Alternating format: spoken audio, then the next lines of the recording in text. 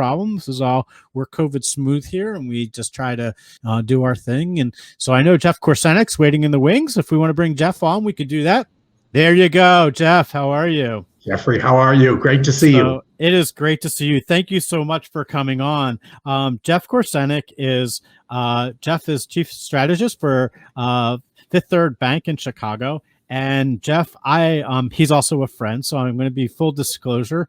But I recently had a chance to go down to his wonderful city, and I have to tell you, you live in a beautiful place. Thanks for hopping on today. Yeah, I'm actually back in Chicago today, out of St. Petersburg. So I seem to live on airplanes even during COVID. I bet. It's so it's great. So people should know, and the first thing I think they're going to think is, why am I bringing a banker on? What's a banker got to do with reentry and criminal justice? But I think why don't you tell us a little about why you got what started you in this journey that you've been on the last few years about learning about reentry. Sure, I'll start with the perspective to your specific concern that. I started this as a solution to our corporate customers' labor shortages that they were experiencing most of the last 10 years pre-pandemic, knowing, however, of all the good it does to the community. So serving our customers, serving our communities, I don't know a better role for a banker than that. Specifically, I got into it. I'm the bank's de facto economist, and you may remember about a decade ago, there were a lot of problems associated with the labor force in the U.S. economy, and we had this declining rate of labor force participation. Of those people who were of working age, we kept seeing fewer and fewer of them in the labor force, and that's a direct drag on growth. So I started looking much more closely at why were we losing people, and I came to the conclusion that, which is much more widely accepted now, but was pretty radical, then that we had three social ills present in that cycle that were present in a way that we had never seen before, at least in post-World War II U.S. economy. Number one, long-term unemployment. Number two, the opioid epidemic. And number three, the incarceration recidivism cycle, and the way that the criminal justice system was often unintentionally taking people out of the labor force. And as I started to explore that more, I frankly, by accident, came across companies that had figured out a way and had intentionally started programs to bring people who've been marginalized from the labor force, typically because of a criminal record, and bring them back. And by trial and error, they figured out the right way to do it. And unbeknownst to them, all the companies that did this ended up coming up with the same model. And so I took it upon myself to start sharing this model with our customers, and the journey continues with the release of my book coming just next month. Yeah, we're going to get to that. But I have to tell people the miraculous thing about this. So you and I have known each other for several years, but one of the first times that we met was on a visit to Philadelphia, that you actually, you spoke in front of a room full of economists from around the world. And I was like so taken back, my jaw dropped down when you said, the secret sauce is, looking at the untapped labor market of returning citizens. And I just so what was it that got you started? Like, was it merely economics, or was there something more to it than that? I think I was primed for this. Every family has someone in their ancestry who did the heavy lifting. Mine was my dad. He's the son of immigrants. My mom's an immigrant.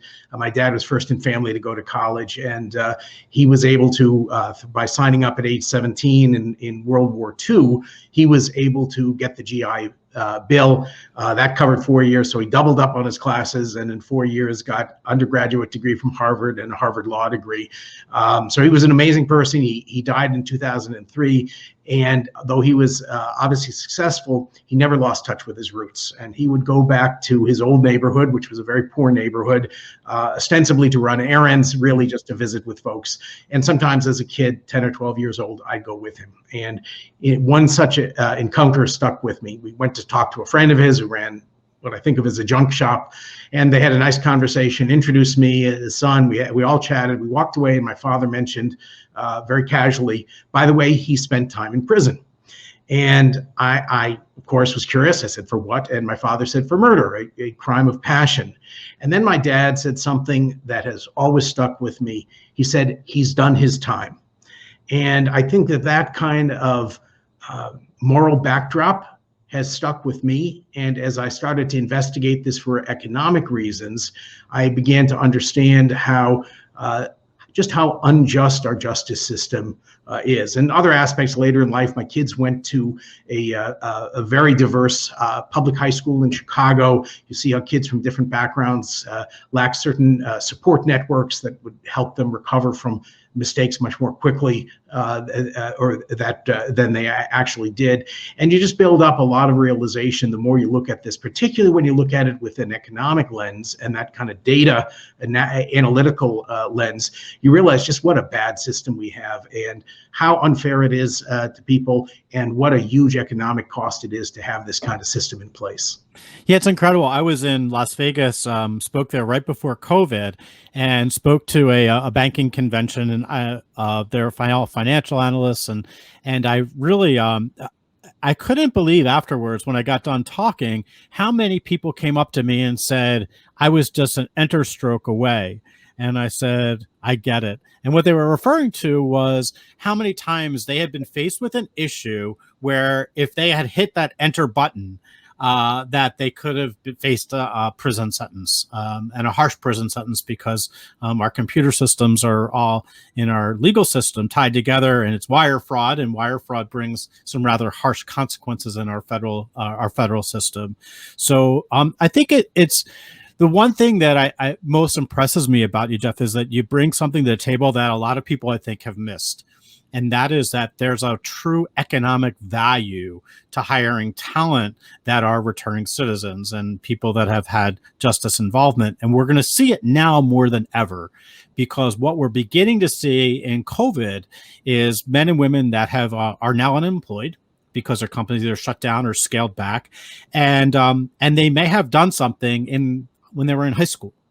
And it could have been something very benign or childlike, whatever it was, and now they're going to get rehired somewhere, and now they're facing that challenge that has evaded them for years because it's stuck on their record. And that's going to be a real challenge, and unless we step up and start opening the doors like you're doing, we're going to continue to face those challenges in our economy and getting people back to work. What's your spin on COVID, and how does reentry play into all of that? I have to tell you, when COVID hit, and we had actually started talking about COVID as a potential economic threat back in January of last year. We had no idea that it was going to become a global pandemic and as disruptive. And the minute that became apparent, I called my publisher and I said, we got to delay the release of the book because there's no way anyone's going to be interested in this with the kind of unemployment we have. And I've been very pleasantly surprised, because in addition to COVID, of course, you had all the events of last summer that have continued. And there's this realization that COVID has brought to light, directly and indirectly, that we have a lot of inequities in our society and in our economy. And there is a stronger desire and a demand to do something about that. And you really can't make progress if you don't address second chance hiring. So that's point number one. It's just got to be part and parcel of our desire to have a more equitable society. Number two is a really interesting point. During the pandemic, I started reaching out to the second chance employers, the people who have had these great programs for hiring people with records, and asked them, will you continue? Now you have your choice of employee. Are you going to continue? And the response was astounding. Every single employer I contacted said they're not going to do anything different, because the strengths of their second chance employees really came to light during the pandemic. Every employer that I talk to who does second chance hiring uses the same word to describe people with records who come back and have rebuilt their life. And that word is grit. And in a period where people were faced with how to navigate all these risks associated with the pandemic and going to work in the pandemic, that kind of grit really played a strong role. And in many cases, their ability to be resilient and dedicated employees was quite evident during COVID. So I think ultimately, and frankly, to my surprise, the interest in this may actually be higher. Yeah, it's kind of there was a great article in Forbes not long ago that was able to quantify our loss of gross national product because of low education and people going through our justice systems and having barriers to reentry. One of the players that you and I both are familiar, we've done some work with, is SHRM. The Society for Human Resource Management. How can you tell me a little about your work with SHRM and what's, I know I shared recently some of the work that they've been doing, but I'll lay it out for you. Sure. SHRM has been a tremendous friend and ally in this. I think I was possibly their first speaker at one of their conferences a couple of years back on second chance hiring. I spoke at their diversity conference in Atlanta a few years back. The way I got my foot in the door is one of their senior leaders of their foundation, which runs that, used to commute to high school with me. So you never know, and I'll knock on any door to advance this mission. But SHRM has embraced this in a tremendous way, and they've recognized that very often the gatekeeper to second chance hiring, fair chance hiring, lies in the HR department. And I have to give Johnny Taylor, the CEO of SHRM, and their whole team a lot of credit for taking a stand. I know from conversations, it was not always popular with their membership, but they've really pushed the HR profession forward in this regard, both through their conferences, education, creating the SHRM toolkit, the Getting Talent Back to Work toolkit online, and then most recently, as you know, with getting a certification program and offering that certification program for free, by the way, also. So it's not just for their members. People can, who are not members, at least for now, can get that. And they've really taken a very public stand on this. It's a huge organization, and it's a critical component of changing the way that we attract, retain, and develop talent. Yeah, just so you know, I mean, for people that are out there, SHRM is Society for Human Resource Management. And this organization, these are the people that are certified to do the hiring for all the companies across the country. And that's, they're really, to have them on our team is so impactful. But they do have a SHRM Getting Talent Back to Work certification program. I took it, and it took me a few hours to sit down and do it. It's been kind of was easy, but I learned a lot just by doing it, and I thought I knew a lot. But there's still so much more that we have to talk about. So we're going to take a break in a minute, but before we do, Jeff, before we let you go, I know you got a new book coming out, and really excited about it. Just give it to us. When's it going to be released, and what's the title? Sure. It's going to be released April 13th, and I do have an advanced reader's copy we have been showing to reviewers and sending out. So it is real. My publisher is HarperCollins Leadership. You can just look it up under my name. I'm the only Jeff Korzenik on the planet. The title is Untapped Talent: How Second Chance Hiring Works for Your Business and the Community. I also have a website with a lot of information and links on how to buy it. jeffkorzenik.com. If you go jeffkorzenik.com/books, you'll go directly to that.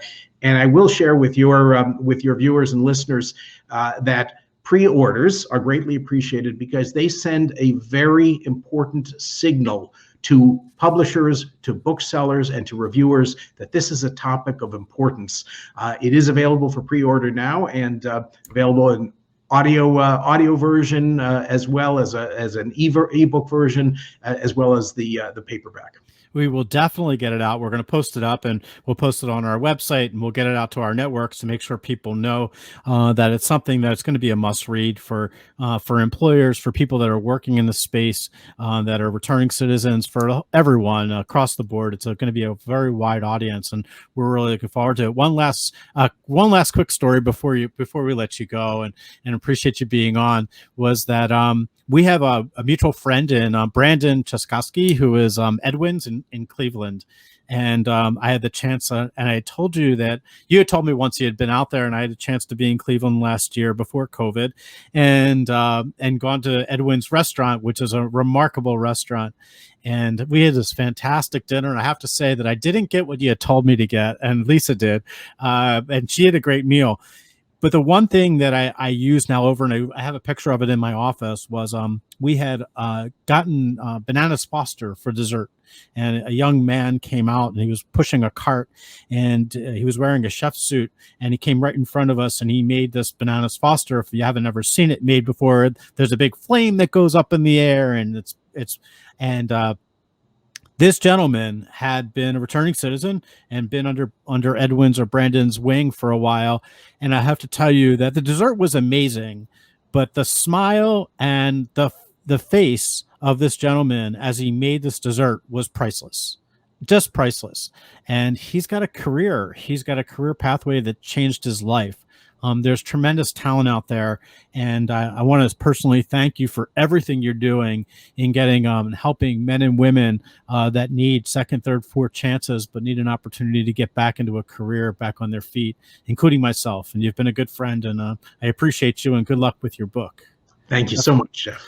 Jeff Korzenik. So you're listening to Looking Forward Philadelphia. Jeff Korzenik, we wish you well. Get out there and make sure you pre-order his book. We're going to put it on our website to make sure. It's the Untapped Talent, How Second Chance Hiring Works for Your Business and the Community. The link for his book, he's been a great friend, is www.jeffkorzenik. It's KORZENIK.com/books.